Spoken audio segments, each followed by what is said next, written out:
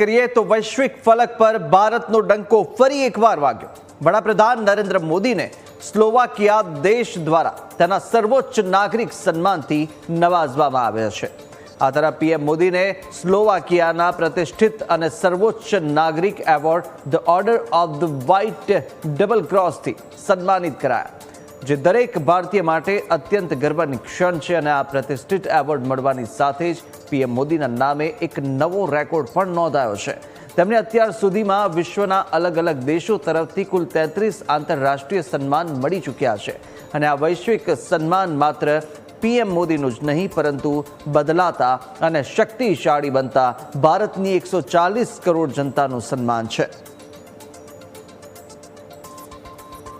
તો 33મો આ સર્વોચ્ચ સન્માન મળ્યો છે વડાપ્રધાન નરેન્દ્ર મોદીને। અલગ અલગ દેશોના પણ અનેકવાર સર્વોચ્ચ સન્માન મળતાની સાથે આ 33મો એવોર્ડ કે જે આંતરરાષ્ટ્રીય એવોર્ડ વડાપ્રધાન નરેન્દ્ર મોદીને મળતા સમગ્ર ભારત અત્યારે ગૌરવાન્વિત થઈ રહ્યું છે, કારણ કે આ સમગ્ર ભારતીયોનું સન્માન છે જે મળ્યું છે।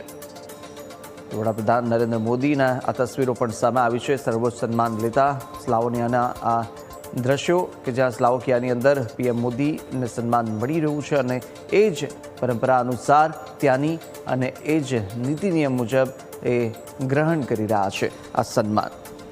સાથે સાથે અત્યારે જે આ સન્માન મળ્યું અને તેને લઈને અત્યારે સમગ્ર ભારતમાં પણ અત્યારે ગૌરવ છે।